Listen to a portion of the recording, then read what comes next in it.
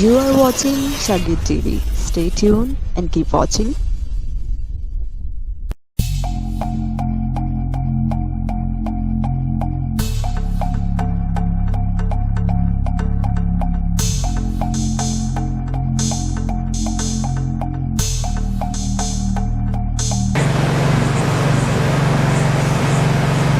आज का जो हमारा उन्वान होगा वो है शिनाख्त। क्या उन्वान है? शिनाख्त। शिनाख्त का मतलब क्या है? पहचान। जी शुक्रिया। आज हम ये सीखने जा रहे हैं कि क्या चर्च को अपनी पहचान है, क्या चर्च को, कलीसिया को अपनी शिनाख्त है, क्या कलीसिया जानती है कि वो कौन है? अगर मैं आपसे सवाल करूं, मसीहों से सवाल किया जाए कि आप कौन हैं, तो उनका जवाब मुनफरद होता है, उनका जवाब फर्क होता है। जो जवाब उन्हें देना चाहिए वो नहीं होता, बल्कि वो कुछ और बताते हैं। आज हम कलाम खुदा में से सीखने वाले हैं कि मेरी और आपकी पहचान क्या है, शिनाख्त क्या है, मुझे और आपको इस जमीन पर क्यों भेजा गया है, मुझे और आपको इस जमीन पर क्यों रखा गया है, ताकि हम अपनी शिनाख्त जाहिर करें। और शिनाख्त की अहमियत को बता सकता है मुझे? हम जब इस मुल्क में रहते हैं तो हमारे पास एक आईडी कार्ड है, वो हमारी शिनाख्त है, वो शिनाख्ती कार्ड है। उससे पता चलता है कि दुनिया के किसी भी मुल्क में अगर हम चले जाएं तो वहां पता चलता है कि ये शख्स पाकिस्तानी है। फिर एक और शिनाख्त, दूसरे मुल्कों में जाने के लिए हमें पासपोर्ट बनाना पड़ता है, जो कि किसी भी एयरपोर्ट पर जब आप उतरते हैं तो वो आपके पासपोर्ट को देखकर पहचान जाते हैं कि आपका ताल्लुक पाकिस्तान से है। और इसी तरह से दीगर ममालिक के लोग भी अपनी अपनी पहचान रखते हैं और उनको उस पहचान की वजह से पूरी दुनिया में जाना पहचाना जाता है। लेकिन कलीसिया, चर्च जो है, चर्च की क्या पहचान है? चर्च के पास कौन सी आईडी है? अगर मैं आपसे यही सवाल करूं, एज अ चर्च आप कौन हैं, तो आपका जवाब कोई दे सकता है? एज अ चर्च आप क्या हैं, कौन हैं? मसीही हैं, कलीसिया हैं। और कोई? खुदावंद की कलीसिया है, मसीही की दुल्हन है। बहुत अच्छा है। फिर जमाना इस बात की जरूरत महसूस की जा रही है कि हम जाती तशख्खुस की बात करें, हम जाती हैसियत की बात करें। एज अ कलीसिया हमारी हैसियत क्या है, हमारी शिनाख्त क्या है, हम कौन हैं? इसके लिए खुदा नौजवानों को खड़ा कर रहा है, खुदा खादमों को खड़ा कर रहा है, खुदा उस्तादों को खड़ा कर रहा है, खुदा दीगर खिदमत गुजारों को खड़ा कर रहा है, ताकि कलीसिया को बताया जाए कि कलीसिया की पहचान क्या है। साल हर साल से हम चर्च जाते हैं और बाजू का चर्च जाते जाते बूढ़े हो जाते हैं और फिर मर जाते हैं, लेकिन हमें अपनी शिनाख्त का अंदाजा नहीं होता, हमें अपनी शिनाख्त का पता नहीं होता। हम कौन हैं? हम कहते हैं जी मैं फलां हूं, वल्द मेरा ये है और मेरा ताल्लुक इस जगह से है। कलीसिया को मुनफरद रखा गया है, कलीसिया को अलग मुकाम दिया गया है, लेकिन कलीसिया उन बातों की वजह से जो दुनियावी हैं वो अपनी शिनाख्त को भूली हुई है। मेरे अजीजों,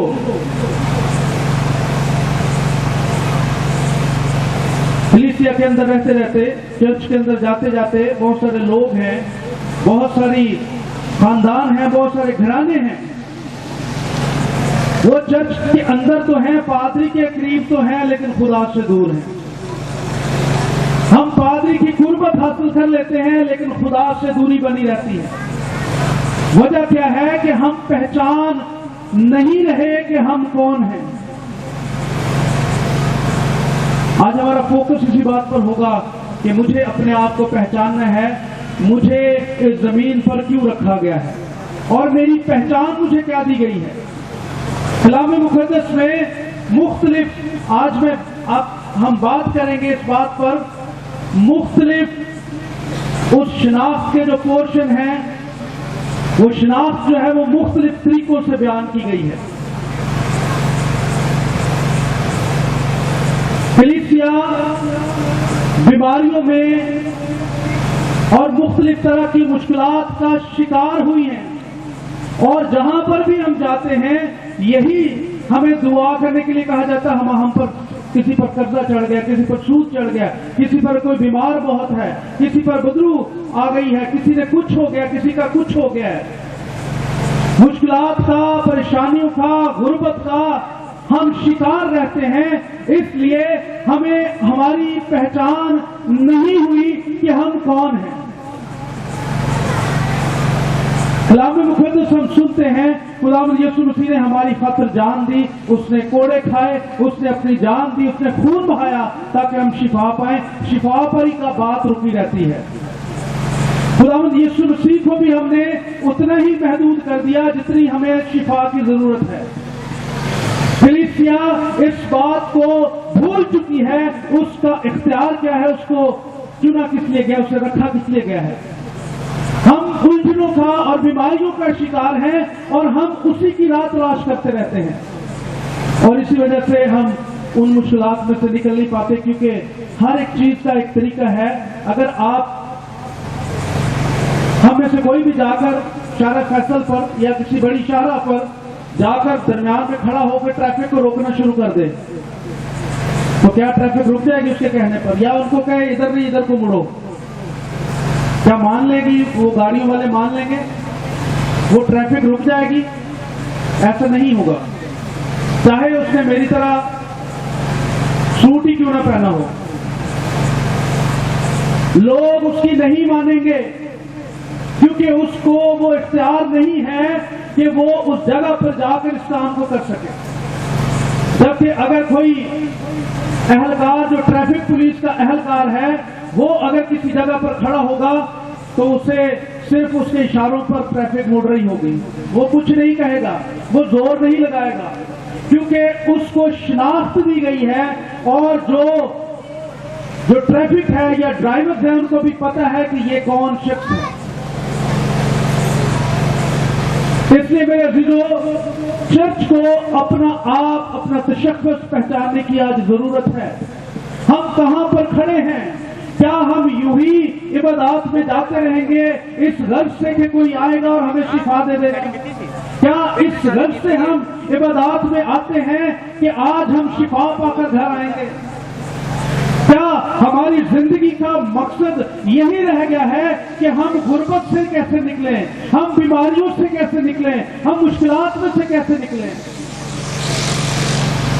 मेरे अज़ीज़ों, मुझे और आपको बादशाही के लिए चुना गया है, खुदा की बादशाही के लिए चुना गया है।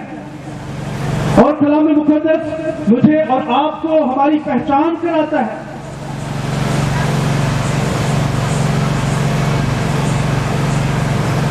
खुदा का कलाम मुझे और आपको, मेरी और आपकी पहचान कराता है। खुदा का कलाम बयान करता है कि मैं खुदा का बेटा हूं, मैं और आप खुदा के बेटे और बेटियां हैं। कितने लोगों ने ये कलाम सुना है? यूहन्ना की इंजील एक तिलावत कर लेते हैं। मैं भाई पास से कहूंगा कि वो यहां मेरे पास आ जाए ताकि हम यूहन्ना की इंजील में से हम देखेंगे पहला बाब, उसकी 12वीं आयत में क्या लिखा है। खुदा का कलाम मुझे और आपको शनाख्त दे रहा है। ये मत कहें किसी से, आपको पता नहीं है आप कौन हैं और आप किस लिए चर्च जाते हैं, आप किस लिए यीशु को फॉलो करते हैं। अपनी पहचान हमें पता होनी चाहिए कि जब कोई हमसे पूछे, यूहन्ना पहला बाब उसकी 12वीं आयत पढ़ेगा, ये किसने पहचान दी है हमें? यूहन्ना की इंजील उसका पहला बाब उसकी 12वीं आयत। खुदा के कलाम में यूं मरकूम है,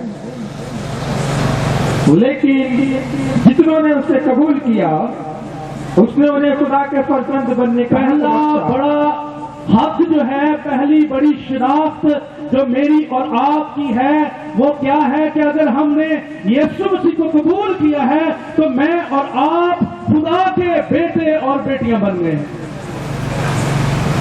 क्या पहचान मिली मुझे और आपको? जितनों ने उसे यीशु मसीह को उसके वसीले से हम खुदा के बेटे और बेटियां बन गए हैं। याद रखेंगे, याद रहेगा जी। हम कौन हैं? नंबर 1, पहली बात, हम कौन हैं? खुदा के बेटे और बेटियां, मसीही तो हैं। पहली शिनाख्त हमें क्या मिली है? हम यीशु मसीह के वसीले से खुदा के बेटे और बेटियां बन गए हैं। ये मेरी और आपकी पहचान है कि मैं और आप खुदा के बेटे बेटियां हैं। एक और रेफरेंस हम देख लेते हैं, गलतियों के खत में 4 बाब उसकी 6 आयत। जब तक हमें ये मालूम नहीं होगा कि मेरी घर में क्या हैसियत है, हम अपने इख्तियार का इस्तेमाल नहीं कर सकते। अगर हम घर के अंदर इख्तियार का इस्तेमाल करते हैं तो हमें घर के अंदर एक शिनाख्त मिली है जिसकी वजह से पूरा घर हमारी बात मानता है, घर के अफराद हमारी बात मानते हैं। गलतियों का खत जी पढ़िएगा 4 बाब 6 आयत। लिखा है खुदा के कलाम में, और चूंकि तुम बेटे हो इसलिए खुदा ने अपने बेटे का रूह हमारे दिलों में भेजा। तुम कौन हो? तुम कौन हो? बेटे हो, बेटे और बेटियां हो, क्योंकि तुमने यीशु पर ईमान रखा है इसलिए तुम्हें यह हक मिल गया है कि तुम बाप के बेटे और बेटियां, तुम उसके फर्जंद हो। जी पढ़िएगा आगे पढ़िएगा। अपने बेटे का रूह हमारे दिलों में भेजा जो अब्बा यानी अब्बा कहकर पुकारता है। हम कैसे पुकारते हैं खुदा को? दुनिया उसे खुदा कहती है। उसे किस नाम से जानता है? किस हक के साथ जानता है? हम उसे बाप कहकर पुकारते हैं। ये कलाम खुदा हमें शिनाख्त दे रहा है, वो हमारा आसमानी बाप है। हालेलुया, सब कहे हालेलुया, हालेलुया। उसने मुझे और आपको इसलिए जमीन पर रखा है कि हम उसकी मर्जी के मुताबिक चलने वाले हों। मुझे और आपको उसकी मर्जी पूरा करनी है। दूसरा, नंबर 2 पर, मैं आसमानी शहरी हूं। हम शिनाख्त की बात कर रहे हैं। हमारे पास जो आईडी कार्ड है उसकी अहमियत क्या है? जब हम इस मुल्क के शहरी हैं तो हमारे पास कुछ हुकूक हैं। कोई भी किसी मुल्क का जो शहरी है उसके पास हुकूक होते हैं। वो मालकाना हुकूक, जमीन खरीद सकता है, वो किसी भी जगह जाकर आजादी के साथ बात कर सकता है। और कोई आप बताएं क्या क्या आजादी है, क्या क्या शहरी होने की वजह से क्या क्या हमें सहूलियात हैं? हम गाड़ी खरीद सकते हैं, कारोबार कर सकते हैं, हम आजादी के साथ घूम फिर सकते हैं गलियों में, बाजारों में, हम पूरे मुल्क में जहां चाहे हमारा दिल हम घूम सकते हैं। हर जगह पर, रेलवे पर, जहाजों पर, जहां पर भी आपका कार्ड देखा जाएगा और आपको रोका नहीं जाएगा। मैं चंद एक मुल्कों में गया जहां पर जाकर मुझे ये एहसास हुआ कि अपने मुल्क की कदर और कीमत क्या है। कुछ असाइलम सीकर लोगों से मैं मिला तो वो छुप कर अपनी जिंदगी गुजार रहे हैं। उन्हें खौफ रहता है। वो मेरे साथ ट्रैवल कर रहे थे तो गाड़ी में उन्हें खौफ था कि कहीं पुलिस न रोक ले। मैं ड्राइव कर रहा था वहां पर, तो वो रोक रहे थे कि कहीं वो रोक ना लें, डर रहे थे। मेरे अजीजों, शहरी के पास हुकूक होते हैं। और हम कौन से शहरी हैं? कहां के शहरी हैं? कहां के जी बहनों? पीछे तक आवाज आ रही है? सबको आवाज पहुंच रही है? हम कहां के शहरी हैं जी? पीछे दसो, पीछे वाले भी दसो, कितनों के शहरी हैं जी? असली आपको आवाज आ रही है? जरा हाथ हिला, मुझे लगता है आवाज पीछे सही जा रही है। Very nice. हम कहां के शहरी हैं? पाकिस्तान के। खुदा के कलाम में से देखेंगे फिलिपियों का खत 3 बाब और उसकी 20वीं आयत। ये सारी जो शनाख्त मिल रही है ये कलाम मुकद्दस से मिल रही है। फिलिपियों का खत 3 बाब 20 आयत, खुदा के कलाम में यूं मरकूम है, मगर हमारा वतन आसमान पर है और हम एक मुरज्जी यानी खुदावंद यीशु मसीह के वहां से आने के इंतजार में हैं। हमारा वतन कौन सा है? दसो, उससे हाथ करो फिर आसमान कितने में? मेरा और आपका वतन कौन सा है? मैं और आप फिर वहां के शहरी हैं। हालेलुया। ये यीशु मसीह के वसीले से हुआ है कि हमें जमीन पर रहते हुए शहरियत मिल चुकी है वहां की। बहुत सारे लोग कोशिश करते हैं हमें अमेरिका की शहरियत मिल जाए, कनाडा की शहरियत मिल जाए, हमें उस मुल्क की शहरियत मिल जाए। लेकिन मेरे अजीजों, मैंने और आपने जहां जाना है पहले ही से मैं और आप उसके लिए मुकर्रर हो गए हैं। मेरा और आपके नाम का अंदराज हो चुका है। मैं और आप उस जगह के शहरी बन चुके हैं। मैं और आप वहां के सारे हुकूक हासिल कर चुके हैं। निकालने पहला ग्रंथियों 3 बाब उसकी 16वीं आयत भी निकाल के रखिएगा। जब मैं वहां का शहरी हूं तो फिर मेरे इसका मतलब है मेरे पास वहां के हुकूक भी हैं। हालेलुया। खुदा के तख्त के सामने हम जाएंगे, खुदा के तख्त के सामने रहेंगे, फरिश्तों के साथ मिलकर उसको कुदूस कुदूस कहेंगे। हालेलुया। वहां पर ना रोना होगा, ना दांतों का पीसना होगा, ना मुश्किलात होंगी, ना बीमारियां होंगी, बल्कि शादमानी और खुशी और हमेशा की जिंदगी होगी। हालेलुया। मुझे और आपको, कलीसिया को इसलिए जमीन पर रखा गया है कि हम उस सफर को जारी करें, उस सफर पर रहें। और नंबर 3 पर क्या है? पहला था जी मैं खुदा का बेटा या बेटी हूं। दूसरा है मैं आसमानी शहरी हूं। तीसरी बात सुनेगा, मैं खुदा का मकदस हूं। कहिए कौन है हम? खुदा के रहने की जगह मेरा बदन है। हालेलुया। खुदा की बादशाही मुझ में है। मैं और आप जो बादशाही की तलाश में है, खुदा का कलाम क्या फरमाता है कि मैं और आप उसके रहने की जगह है। मेरा और आपका बदन जो है वो उसके रहने की जगह है। मैं और आप उसका मकदस है। लेकिन मेरे अजीजों, हमने उसके रहने की जगह का क्या हाल किया है? हम उसके रहने की जगह के साथ क्या सलूक कर रहे हैं? हम खुदा के रहने की जगह को किस कदर कैसे बर्बाद कर रहे हैं? हम इस बदन के साथ क्या क्या ज्यादतियां करते हैं? और अगर ये चलता रहेगा तो कलाम इसके लिए बड़ी सख्त बात करता है। अगली 17वीं आयत पढ़िएगा। अगर कोई खुदा के मकदस को बर्बाद करेगा तो खुदा उसको बर्बाद करेगा। अगर कोई खुदा के मकदस को, इस बदन को अपने हाथों से कोई बर्बाद करेगा तो फिर खुदा क्या करेगा? खुदा उसे बर्बाद कर देगा। ये मेरी और आपकी शनाख्त है कि मैं और आप उसका टेंपल है, उसका घर है, उसका मकदस है। ये मेरी और आपकी शनाख्त में आती है।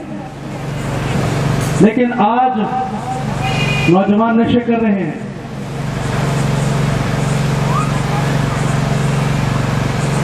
मुख्तलिफ तरह की हरामकारियां हमारे बदन कर रहे हैं, ज़नाकारियां हम कर रहे हैं। हम मुख्तलिफ तरह से खुदा के इस घर को बर्बाद करने की पूरी पूरी कोशिश कर रहे हैं। खुदा हमें शिनाख्त दे रहा है और हम उस शिनाख्त को, हम उसको बर्बाद कर देना चाहते हैं।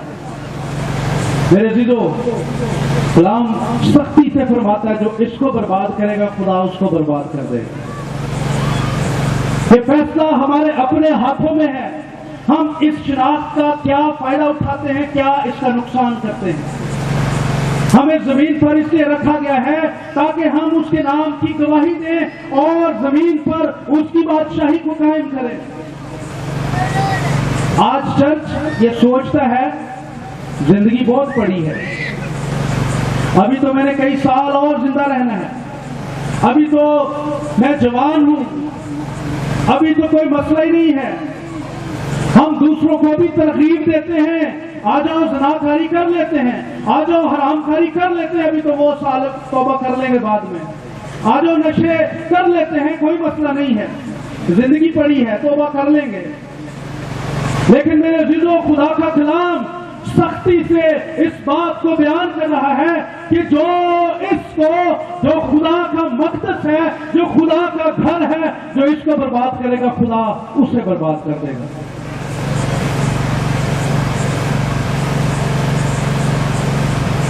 हमें बहुत ही ज्यादा एहतियात की जरूरत है। नंबर 4 पर कलाम फरमाता है, कलाम मुझे ये शिनाख्त देता कि मैं मुबारक हूं। ज़बूर 128 उसकी पहली आयत। मैं क्या हूं जी? मैं क्या हूं? ये चर्च के पास हैसियत है, ये चर्च की शिनाख्त है, ये चर्च है जिसे खुदा मुबारक ठहरा रहा है, खुदा मुबारक कहता है। क्या लिखा जी? ज़बूर 128 उसकी पहली आयत, मुबारक है हर एक जो खुदावन से डरता और उसकी राहों पर चलता है। मुबारक कौन है? मुबारक है वो आदमी जो खुदावन से डरता। तो मुझे लगता है हमारा डर निकल चुका है। मुझे शर्म से कहना पड़ता है, ज्यादातर इलाकों में जहां पर मसीही लोग इकट्ठे रहते हैं, वहां पर नशे की लानत और दीगर ऐसी लानतें जो हमें बादशाही से बाहर कर रही है, वो सरेआम की जाती है। हमारे इकट्ठे रहने का हरगिज़ ये मकसद नहीं होना चाहिए कि हम हमारा जो दिल चाहे हम करें। मुबारक किससे कहा गया है? जो किससे डरता है? जो खुदावन से डरता। और आगे क्या लिखा है? और उसकी राहों पर चलता है।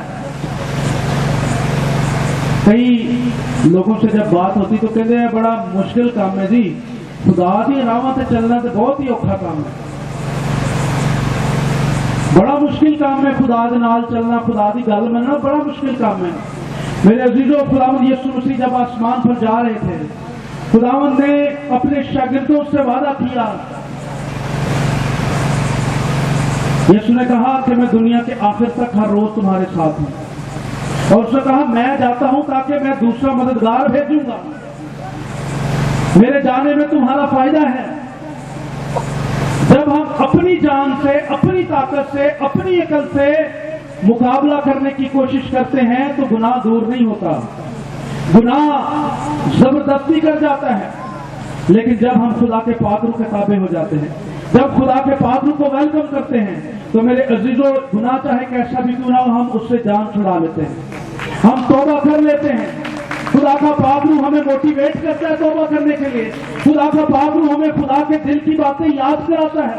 खुदा का पाकरू आके आसमानी बादशाही की बातें हमारे बातिन में डालता है, हमारे दिलों में डालता है, ताकि हम उससे वाकिफ हो सकें।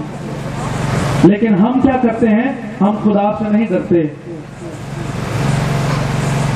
नंबर 5, मैं खुदा का दोस्त हूं। बोलिए, हवाला देख लेंगे साथ साथ में, इसलिए ताकि आपको कोई शक न रहे कि ये बातें अपने पास से तो नहीं बताते जा रहे। यूहन्ना 15वां बाब उसकी 15वीं आयत। यूहन्ना की इंजील 15वां बाब 15वीं आयत। खुदा के कलाम में लिखा है, अब से मैं तुम्हें नौकर ना कहूंगा, क्योंकि नौकर नहीं जानता कि उसका मालिक क्या करता है। नौकर नहीं बल्कि तुम्हें मैंने दोस्त कहा है। क्या कहा है? शिनाख्त मिल रही है, जान लेना, तो उसकी जरा टौर फर्क हो जाती है, उसका रख रखाव फर्क हो जाता है। वो कहेगा जी वो एडा बड़ा बंदा मैनू जानता है। यहां वो जो बादशाहों का बादशाह है, वो ये कह रहा है कि मैंने तुम्हें नौकर नहीं बनाया, बल्कि मैंने तुम्हें दोस्त कहा है। दोस्त कहा है। क्या कहा है? ये हमारी शिनाख्त है। मैं खुदा का बेटा हूं। मेरे साथ दोहराइए पहला, मैं खुदा का बेटा हूं, मैं खुदा का बेटा हूं। मैं आसमानी शहरी हूं, मैं खुदा का मकदस हूं, मैं मुबारक हूं, और पांचवी बात है मैं खुदा का दोस्त हूं। ऐसी शिनाख्त किसके पास है बताएं? दुनिया में कोई नहीं है हमारे सिवा, मसीहों के सिवा दुनिया में कोई नहीं है। ये मैं और आप हैं जो खुदा के कलाम के वसीले से इस कदर हम क्या कहना चाहिए, क्या दलेर हो जाते हैं। हालेलुया। ये मैं और आप ही हैं जिन्हें ऐसी शिनाख्त मिली है। काफी है ना, या और भी दसा अभी और शिनाख्त बाकी है। जब रिजल्ट आने वाला होता है ना तो बच्चे परेशान होते हैं, फिर जब अच्छा रिजल्ट आ जाए तो फिर वो बढ़िया बहुत उसमें आ जाते हैं मैंने बड़ी मेहनत की है। तो जितनी मेहनत ही की होती ना उसको अगर इजाफी नंबर मिलते जाएं तो वो उसका भी खून बढ़ता रहता है, वो हमें भूल ही जाएगा। फिर हमने मेहनत ही की, हमें मिल रहा है। हम इसके हकदार नहीं थे जिसके हकदार बन गए हैं। यीशु ने अपनी खून की कीमत अदा की है। हमने 5 बातें सीखी हैं जो मेरी और आपकी शिनाख्त है। छठी भी सीख लेते हैं। रोमियो का खत 8वां बाब 37वीं आयत। मैं खुदा का दोस्त हूं और मैं फाते हूं। हालेलुया। मैं फाते हूं, हर तरह से, हर लिहाज से मैं फाते हूं। कहिए मैं फाते हूं। ये मेरी और आपकी शिनाख्त का हिस्सा है। क्यों? कि मेरा और आपका ताल्लुक खुदा के साथ है। मैं उसका मकदस हूं, इसलिए मैं फाते हूं। हालेलुया। पढ़िएगा 37 रोमियो 8वां बाब 37वीं आयत। खुदा के कलाम में लिखा है, मगर उन सब हालतों में उसके वसीला से जिसने हमसे मोहब्बत की हमको फतह से भी बढ़कर गलबा हासिल होता। हालेलुया। फतह से बढ़कर गलबा मिलने वाला है मसीहों को। हालेलुया। मसीहों के पास ये शिनाख्त और हक है कि फतह से बढ़कर गलबा पाते हैं। हालेलुया। फतह से बढ़कर गलबा पाने वाले लोग हम हैं, मसीह लोग हैं, चर्च है, कलीसिया है। लेकिन जहां चले जाते हैं बहुते बीमारी मिलते हैं। मैं एक जगह पे इबादत में गया, रहीमिया खान में। मैंने कहा जी आज कितने बीमार हैं जो दुआ कराना चाहते हैं। तो मेरे ख्याल जेडे खादम सन वो ही रह गए सन, बाकी सारे ने हाथ खड़े कर दिए। पहले तो ये फैसला करना होगा कि हम बीमार हैं या तंदुरुस्त हैं। पहले तो ये कलीसिया में होने शामिल तो हम हो गए हैं। फौज में किसको शामिल किया जाता है? फौज में उनको पूरा नाप तोल के, उनके एग्जामिनेशन करके, उनको देखकर, उनके कद को, उनकी सारी बातों को देखकर उनको फौज में शामिल किया जाता है। केड़ी फौज है जी सारी बीमार है?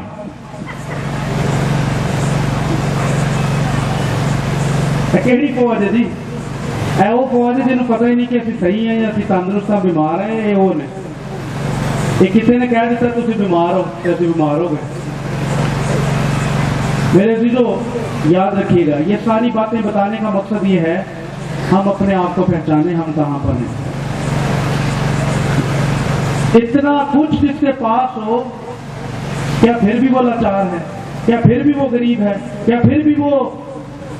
लेकिन बात क्या है? बात यह है कि हमने उन सारी बातों को लिया नहीं है। खुदा ने तो दिया है, हमने लिया नहीं है, जिसकी वजह से हम ढूंढते फिर रहे हैं कहां पर हमें सुकून मिलेगा। 7वीं बात, मैं दुनिया का नूर हूं। मत्ती 5वां बाब उसकी 14वीं आयत। मैं दुनिया का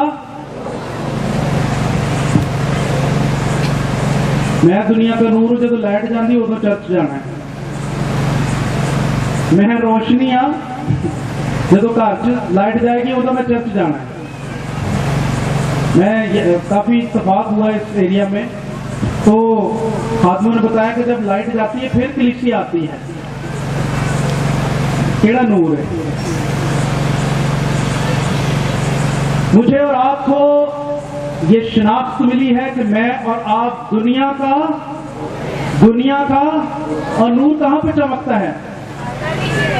तो फिर कैसे हो सकता है कि जो खुद नूर हो उसके घर में या उसकी जिंदगी में तारीकी हो?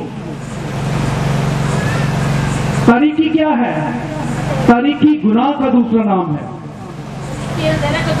जहां पर गुनाह होगा, जहां पर गुनाह रहेगा, वहां पर तारीकी होगी, उस जिंदगी में तारीकी होगी और वो मुख्तलिफ तरह की मुश्किलात का शिकार होगी। मेरे अजीजों, आज खुदा का कलाम हमें सिखाना चाहता है, खुदा अपने रूह के वसीले से हमें सिखाना चाहता है कि मैं और आप अपनी शनाख्त को देखें और उस पर गौर करें। नंबर 8, मैं और आप यीशु के बदन का हिस्सा हैं। कितने मेरे साथ मुत्तफिक हैं? मैं और आप कौन हैं? हम, अगर आपसे पूछा जाए कि आप कौन हैं, आप क्या जवाब देंगे? मैं यीशु के बदन का, मैं बॉडी ऑफ क्राइस्ट हूं। एक बदन के अज़ा मिलकर बदन बनाते हैं और हर एक अज़ा की अपनी अहमियत है। कोई बजाता है तो उसकी अपनी अहमियत है, कोई गाता है तो उसकी अपनी है, जो कलाम सुनाता है, जो और कोई खिदमत करता है, हर एक की अपनी अपनी जगह है और ये उसकी शिनाख्त का हिस्सा है। मैं और आप यीशु मसीह का बदन है और ये पहला कुरिन्थियों 12वां बाब उसकी 27वीं आयत में है। मैं और आप यीशु मसीह के बदन का हिस्सा है। पढ़िएगा, इसी तरह तुम मिलकर मसीह का बदन हो और मिलकर तुम मसीह का। मेरी और आपकी शिनाख्त के ये पॉइंट्स मैं आपको बता रहा हूं। अगर फिर भी हम अपनी सोच के साथ, उसी तरह की सोच के साथ कि मेरे घर में मुश्किलात, मेरे जिंदगी में मुश्किलात, मेरे 10 तरह की बातें हैं, तो इसका मतलब है कहीं ना कहीं गौर करने की जरूरत है। मैंने अपनी शायद शिनाख्त खो दी है। 8वीं और 9वीं बात सुनेगा, मैं पाक और मुकद्दस हूं। मैं पाक और, ये 9वीं बात मैं आपको बता रहा हूं। शिनाख्त तो एक ही काफी होती है। 9वीं बात मैं आपको बता रहा हूं।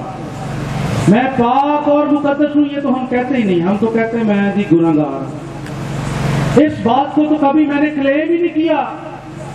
इस बात को मैंने कभी अपनी जिंदगी का हिस्सा बनने ही नहीं दिया कि मैं पाक और मुकद्दस हूं। मैं अपनी बात बताता हूं। मैंने कई दफा ये गवाही दी है कि मेरे आबाओ अजदाद से एक जादूगरी का सिस्टम चलता हुआ आया है और बकरे और बछड़े और कुर्बानियां और मुख्तलिफ तरह के बलियां चढ़ाई जाती रही हैं। इस तरह की तारीकी में हमारा खानदान जीता रहा है। लेकिन खुदावंद ने जब मुझ पर नजर की है तो खुदावंद ने मुझे वहां से निकाल कर कौमों के लिए, रोशनी के लिए चुन लिया है, ताकि दूसरों को भी मैं रोशनी दिखाऊं जो उसने मुझे बख्शी है। तो इसका मतलब है ईमानदार ये कह सकता है कि मैं पाक और मुकद्दस हूं, क्योंकि खुदा पाक और मुकद्दस है। उसने मुझे और आपको इसलिए नहीं चुना कि हम दुनियावी तौर पर भी रहें और खुदा के साथ भी रहें। दो बेड़ियां का पंजाबी, दो बेड़ियां का मुसाफिर वो किते भी नहीं पहुंचता, बल्कि वो डूब जाता है। आज हमारे पास वक्त है, आज मेरे और आपके पास ये वक्त है, ये सोचने का वक्त है कि मैं कौन हूं, मेरी शिनाख्त कौन है, मैं कौन हूं, मेरी शिनाख्त क्या है, मुझे खुदा ने चर्च में क्यों शामिल किया है, कलीसिया में मैं क्यों शामिल किया गया हूं। पढ़िएगा सर, पहला पत्रस पहला बाब उसकी 16वीं 13वीं आयत से पढ़िएगा।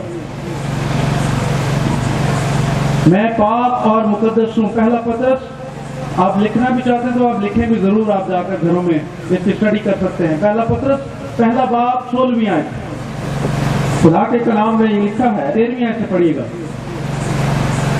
13वीं आयत से, इस वास्ते अपनी अकल की कमर बांध कर और होशियार होकर उस फजल की कामिल उम्मीद रखो जो यीशु मसीह के ज़हूर के वक्त तुम पर होने वाला है। और फरमाबरदार पसंद होकर अपनी जहालत के जमाना की पुरानी ख्वाहिशों के ताबे ना बनो, बल्कि जिस तरह तुम्हारा बुलाने वाला पाक है उसी तरह तुम भी अपने सारे चाल चलन में पाक बनो। शुक्रिया। जिस तरह तुम्हारे बुलाने वाला क्या है, और फिर आगे क्या लिखा है, तुम भी अपने सारे तुम भी अपने सारे चाल चलन में पाक बनो, क्योंकि लिखा है। शुक्रिया। एक मिनट रुकिएगा। फकीह और फरीसियों के बारे में जब हम कलाम सुनते हैं या संडे स्कूल से लेकर हमें सुनाया जाता रहा, और एक तरह से हमें हमारे सामने नक्शा ये पेश किया जाता रहा कि फकीह और फरीसी बड़े बुरे लोग थे। ये नक्शा हमारे सामने पेश किया जाता है। फकीह का मतलब है जो शरीयत को पढ़कर उसमें से कानून वज़े करे, और फरीसी वो है जो जाके उसे पब्लिक में या लोगों में उसे मनवाए। फकीह और फरीसी काम दोनों अच्छा कर रहे हैं, लेकिन यीशु मसीह ने उन्हें क्या कहा कि तुम बनाना चाहते हैं, कौन सी कब्रें हो, पेश शुरू करते हैं कि वो बहुत पाक है, और दूसरों को हकीर समझना शुरू कर देते हैं। मेरे अजीजों, आज की ये शाम शायद मेरी और आपकी जिंदगी में दोबारा कभी ना आए। मुझे नहीं पता कि हम दोबारा मिलेंगे या नहीं मिलेंगे, लेकिन मैं आज खुदा का कलाम आपको पहुंचाना चाहता हूं। अपनी नजर में पाक बनने की जरूरत नहीं है, खुदा की नजर में पाक बनने की जरूरत है। पाक बनकर दूसरों को दिखाने की जरूरत नहीं है, बल्कि पाकीज़गी को जाहिर करने की जरूरत है। उसने जिसने बुलाया है वो खुद क्या है जी, वो खुद पाक है, और उसने मुझे और आपको भी पाक होने के लिए बुलाया। लेकिन किन बातों में, किसमें? अपने सारे चाल चलन में। सारे चाल चलन में।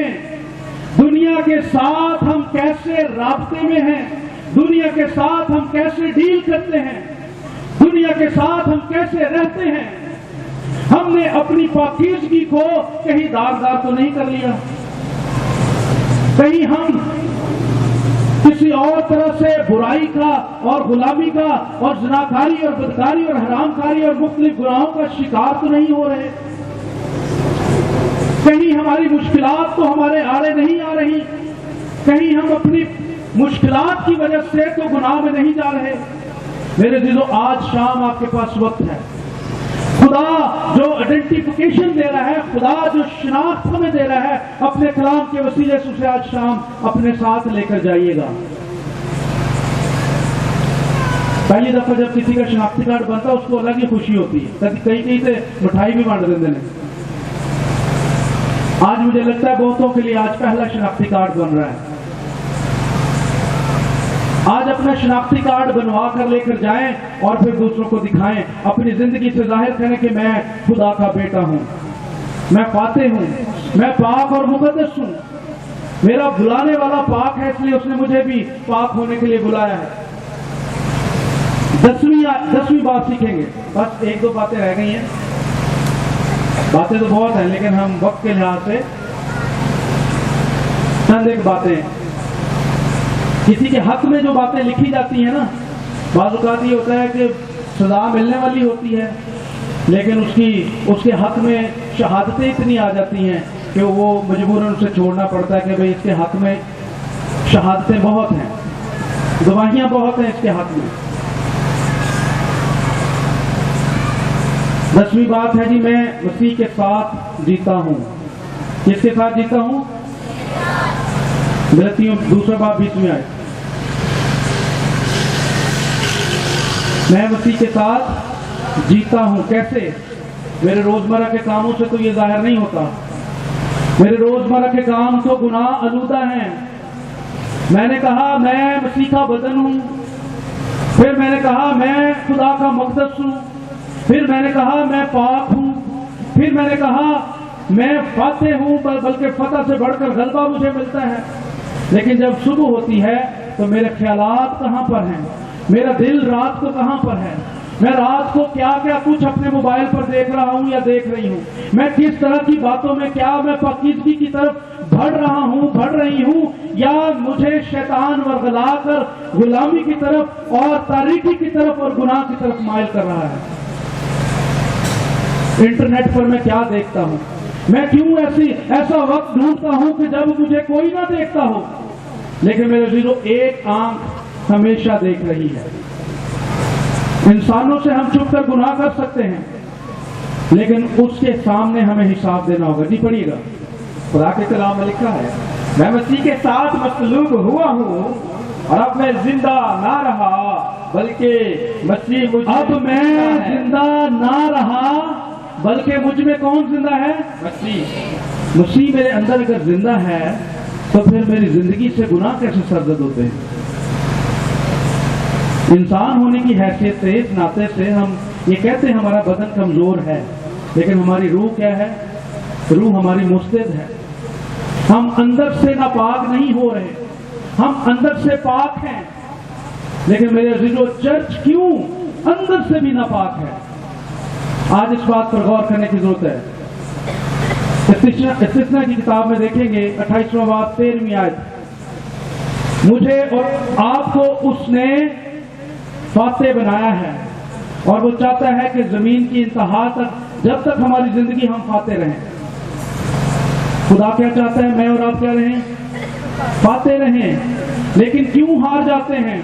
क्यों मुश्किलात और तूफान उठते और हम अपना रवैया बदल लेते हैं?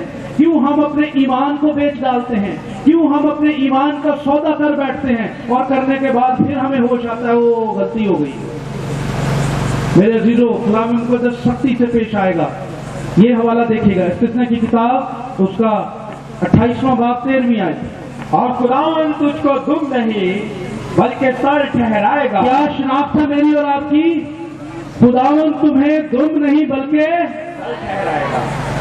तो फिर साढ़े ते कर्जे क्यों चढ़े ने? फिर असी सूद के थले क्यों दबे हाँ? फिर असी पिछे क्यों हाँ?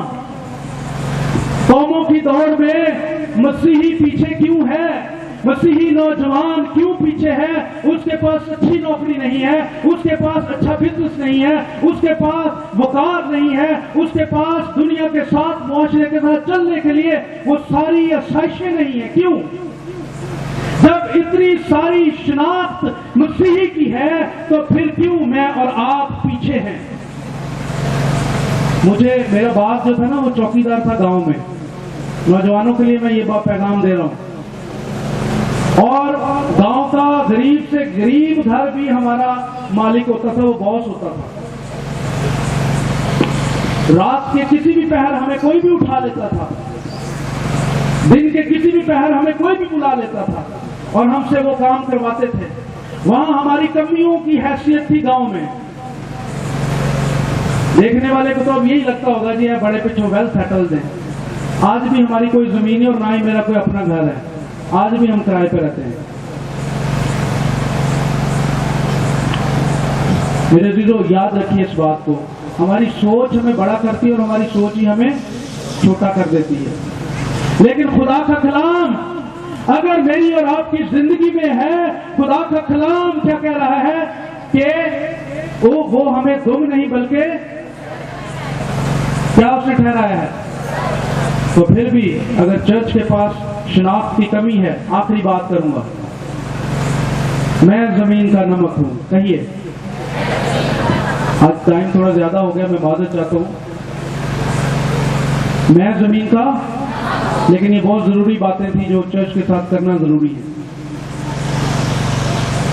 आटे में नमक थोड़ा सा डाला जाता है, वो सारे आटे को नमकीन करता है।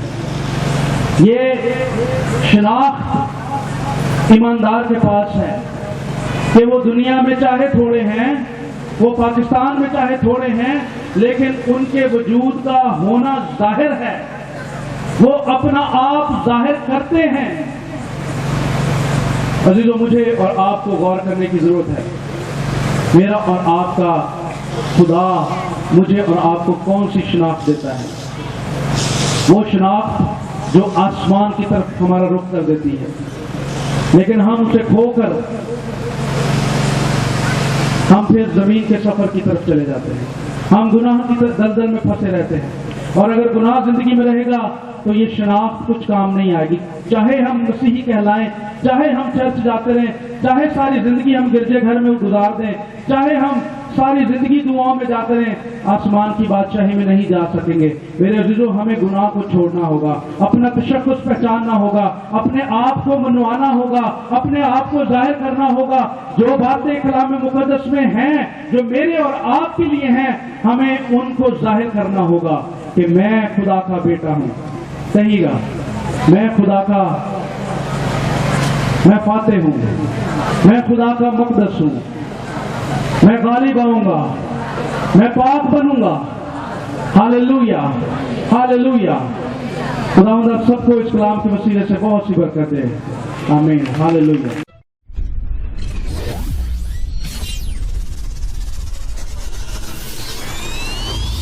You are watching Shagid TV. Stay tuned and keep watching